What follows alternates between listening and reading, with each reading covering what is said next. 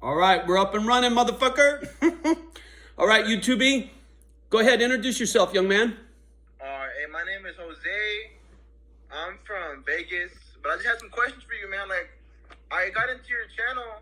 I was watching something about Wes Watson, and you popped up in the recommended videos. Nice. And this was like a year ago. Cool. Like a year ago. And I was like, let me see his channel. And it turns out you have like thousands of videos up on YouTube. I couldn't watch them all. But yeah, man, I was really interested in getting to know you. You know, like you seem like a cool dude. But I feel like you scare a lot of people away because you got like that AK in the back in like the background. You know, I feel like you scare a lot of people away. Well, maybe I ought to put that motherfucker back in the safe. I forget it's there. The little skull ring you have. I like that ring, man. Whenever you want to sell it, let me know. I can't, dog. That ring was Black 31 jewelry that my tattoo artist and a guy that he heavily tattooed from the neighborhood in the Sunset, he's passed away now. He died on a Harley, so there's only 8 of those rings in the whole fucking planet, dog. That ring will be on my finger when I go to the grave. It just, I can't let that go. I like that. That's really cool. I like the look you got going on, man. Like all those tattoos. Right on. I like that. I like that look, man. I'm working on getting myself tatted up, but you know, I'm still young right now. Yeah, no, it's all good. I mean, the nice thing about being young, dude, you got the whole fucking life ahead of you, Holmes. So don't be in a hurry. Are you? Because I hear you saying you use a lot of like Latino slang. You know, I'm. It's bad to assume.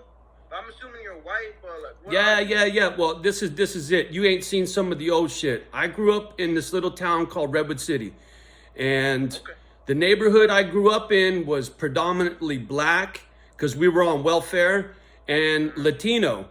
And the first whip I ever went cruising in was a 62 Impala lowrider with spokes, slammed, and it was a white dude.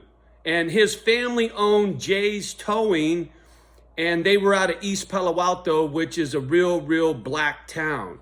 It's like, you know how it is, like black folk that ain't got no money, they always get pushed into one little hood, right? And that's where the tow truck company had their business. And so the Furman family had that flavor, right? The lowriders, the soul music, and a lot of the cats that I went to school with were Latinos, and their older brothers had lowriders. As a matter of fact, there was a place called the Fair Oaks Community Center. And when I was a little kid, man, on a bicycle, we went to a hop, right? Where the lowriders are challenging each other to see who could hop their car the highest, right? And so I had that experience as a little kid, and I love it. And to this day, I listen to soul music, Mary Wells, oldies, gangster rap. I can't get into the new rap. That shit drives me nuts because I just don't get it. Some of it's cool. What's that? A lot of the old stuff too, you know. So that's why you hear me talk a little essay stuff. It's because that was part of my childhood. And then growing up in foster homes, I moved to different neighborhoods, had different friends. And so I did the hot rod thing. I did the lowrider thing. I did the jock thing, did the stripper thing. I mean, not for me, but the old lady. But I had some friends that were male strippers. In fact, I got one that follows me from back in the day. Yeah, you had a lot of experiences in your lifetime, you know?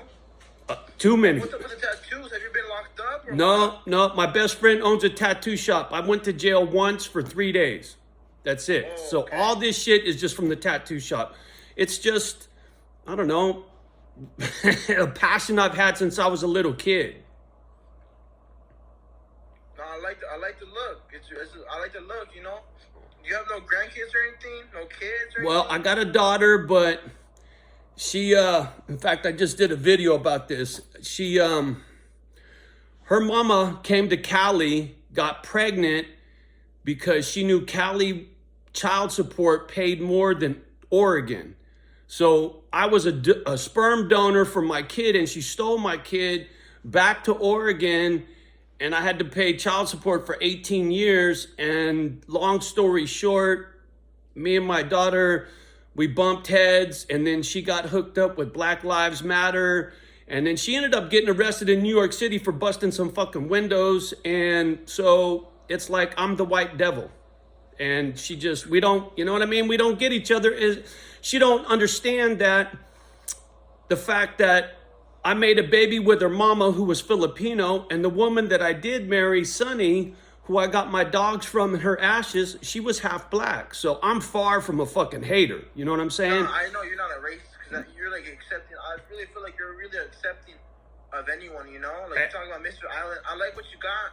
Like, your dream, your vision. You want to make, like, a pit bull rescue and, like, have people over there helping you out. That's really cool, man. I hope everything goes good. Your channel, how's your channel coming along? Is it growing? Yeah, it's slow, man. It's slow trying to get the word out because I got these motherfuckers who flag all my shit. And they... narcissists. These motherfuckers.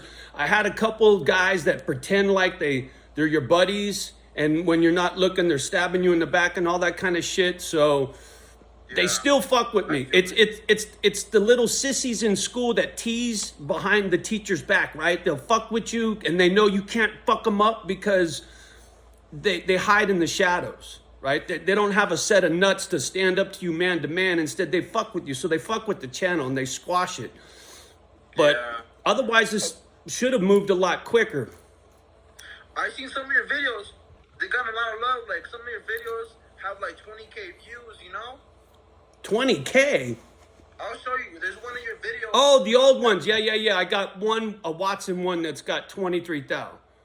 I think that's the video that introduced me to your channel. Oh, okay, cool. I think you're a really cool dude, man. Right on. I appreciate that. Yeah. So what do you do with yourself? You look high and tight. You in the... I don't know. I have those questions for you. Shoot. Oh, it was those questions, but I'm just trying to think of some more questions I have for you. Well, let me ask you a little about yourself. Did you look high and tight? You in the military? No, I'm not. I'm only 21. I'm not in the military. I'm okay. far from it. Okay. I tried out for the Navy. I went to a Navy boot camp, but I can't swim. You know, the funny thing is my brother joined the Navy. And he had to because... I was going to be a CB in the Navy. I was going to be a UT in the CBs, but I couldn't swim, so I dropped out of boot camp. And it was a bad experience. Like, they put me in a psych ward for like 3 days. Because you couldn't swim? The military's not for everyone. I respect those who serve. They have my respect, but it's just not for me, you know? Well, the thing is, a lot of people don't like to be told what to do, right? And the military is nothing but motherfuckers telling you what to do. From the time you get out of bed to the time you rack, there's always somebody up your ass. I couldn't do it. What do you do? I know you did a lot of things. I was watching one of your videos.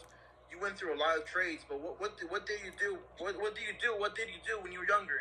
Sheet metal worker, heating, air conditioning, ventilation. I joined the union, and it was a good gig. I mean, it was a hard living. It beats up your body, but fuck, man, a good paycheck, and I got a pension. So I got disability because I had back surgery and collapsed lung, all this crazy shit. But so now I get a little bit from the sheet metal union. I get a little bit from the feds, and so that's it. I'm fucking retired. Yeah, you're set. Yeah, my dad, he's a plasterer in the union. Okay, yeah. I've worked with... It's good money, but it is hard work, you know. Fuck yeah, hanging that sheetrock ain't no joke. But I'm going to start barber school, like in 2 months. I'm going to start barber school. Nice. So if you ever need a cut, let me know. Right on. I got a good friend of mine who is a barber in Frisco who used to tattoo with my tattoo guy, and that's his gig. He's a barber, and he plays in some little rockabilly band or something. Yeah, that's a good tattoos for cheap, huh? Because you're all tatted up, man. I like that look. I like that look, like a Wes Watson look. I think that's really sick. Thank you. I appreciate that. Yeah, it's been a passion. You reminded me a lot of Wes Watson. So you reminded me a lot of you since you're older. Same. The thing is, what really got me on the tattoo thing, see, I didn't have a dad. And when my mom brought me home from the hospital, it was my grandfather's house. And my grandfather was tattooed. Like, you're talking OG from like in the 40s. And so he was a merchant. I didn't think people past your age were like, I thought you were like the first generation of people to have like tattoos, you know? Go do a little poking around online. Look up the history of tattooing. You'll trip.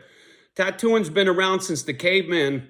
They get a stick and the charcoal on the end, you put it in the fire and you burn it and sharpen it and you poke yourself with that stick, that charcoal goes in your skin and it'll make a fucking tattoo, Holmes. I ain't shitting you. You could tattoo yourself with a fucking stick. So it goes way back, like frozen people in the fucking Ice Age shit, and they'll see tattoos on their skin when they're stuck in the ice. It's trippy. The art has been around for thousands of years. That's crazy. But yeah, about that Wes Watson stuff, a lot of people were saying that, like, he's a phony, that he's not really about it, that there's people who are actually locked up with him, and they say he's not really about that lifestyle. What do you think about that? Because I remember you kind of had, like, some beef with him, and I guess now you changed your idea on what you thought about him? Well, the thing is, I had some growing up to do, and I listened to him because I understood his anger and how he dealt with it, and the fact when I listened to him run his mouth, it was coming from in here, right? To me, it was right here, and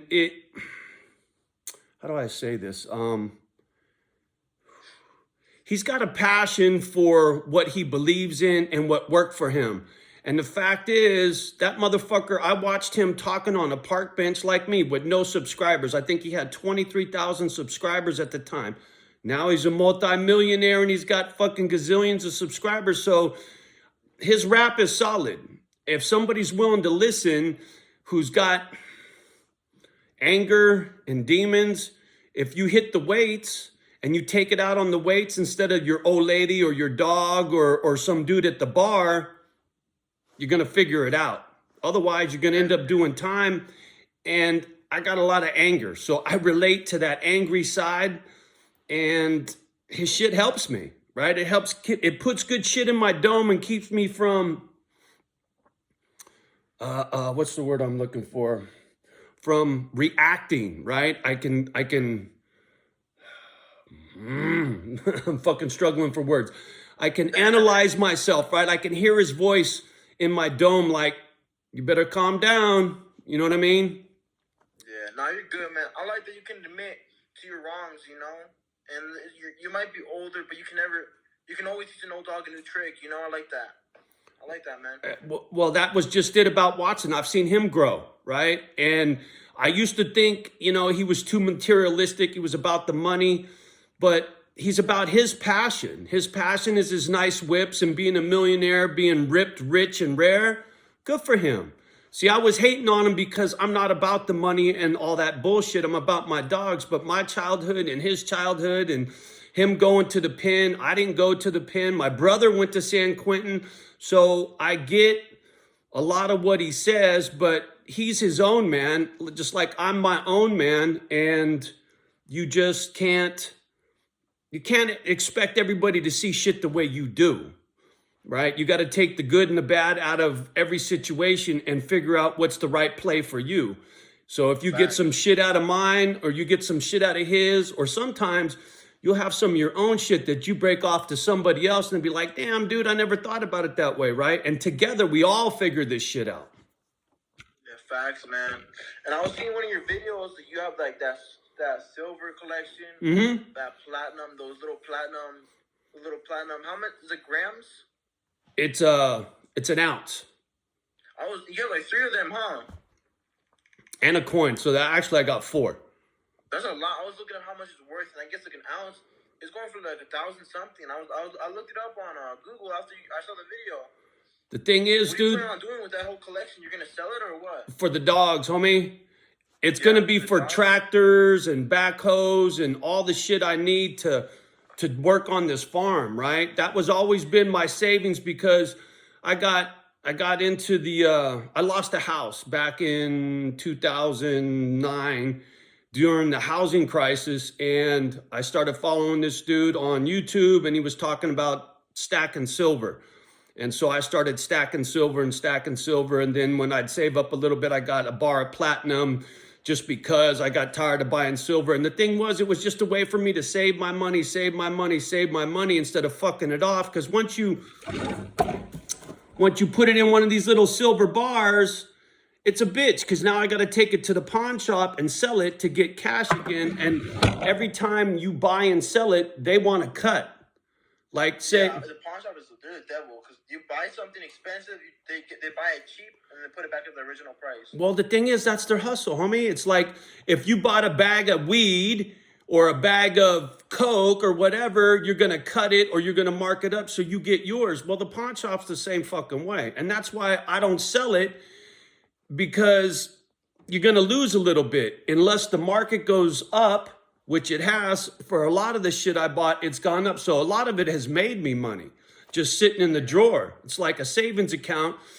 Like, because I follow the stock market every fucking day. And that's another thing I tell everybody you should get into, paying attention to the stock market. Educate yourself about finance, man, because the rich people, why the fuck you think they're rich, right? They play that game on your dime, homie.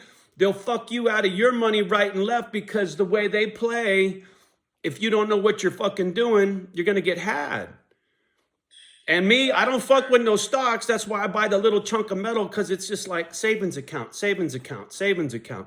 And the thing is, it could be a silver fork. It could be a silver bar. It could be any of that kind, or gold chains, all that kind of shit. If you know what you're looking at and you put it up and the price goes up, then you make a little when you sell it, right?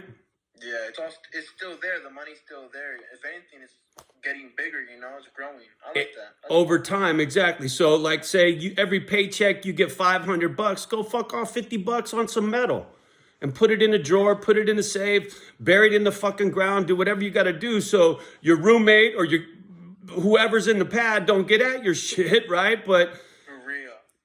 it's a great way to save your dough. And especially if you start young, shit, dog, by the time you get my age, you'll have a big old fucking stack of that shit. What do you do for fun, man? Like, outside of YouTube and, like, working on the farm, what else do you do? What do you do for fun? You told me you were going into town today over text. You were like, well, I'm going to go into town today. I was just I'm waiting for something in the mail. What are you waiting for in the mail? A buddy of mine was sending me a little, like a housewarming fucking present bullshit, right? He said, oh, keep an eye on the mail. I got a little something coming. I don't know what the fuck's in it. His old lady like cooks cookies and shit, so it's probably some little fucking, housewarming gift kind of thing. And the post office. That's cool. That's nice. Yeah, for sure. And the post office here, they'll have to. Oh shit! I didn't even think about that. The phone pops up the fucking messages from text messages. Fine, man. Yeah, but so it's as far as fun here in town, I just got here, so I don't really know what's going on. My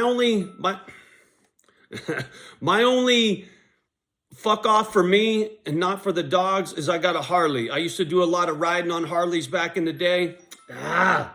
So that's what gets me off, is riding the bike. Okay, that's cool. I never ridden a bike before, but yeah, that looks sick, man. Alright, then. That's all the question I have for you today so far. But if I ever get anything else, I'll let you know, man. Yeah, Talking to you, Johnny. anytime, homie. It was good talking to you, brother. You have a great day. Alright, you too. Bye. All right, man. Peace. All right, YouTubey. That was a little... I was sweating. I was all nervous and shit. But yeah, like I said, anybody want to do a little FaceTime? Hopefully I won't be so fucking stiff. It's easy to talk to the gadget. Fucking try to talk to somebody on... Anyway, mad love, homie. Thank you for calling. And YouTubey, hopefully the next time I go doing this bullshit, it'll be a little smoother. Hi, Kiki. You want to come up? You want to come up? She's like, I want some too, Pop. All right, y'all. I'm going to go love on the dog. Much love and respect as always. Do me a favor. Like, subscribe, and share. And if you want to get into some of Johnny's crazy FaceTime, just let me know. All right. Peace.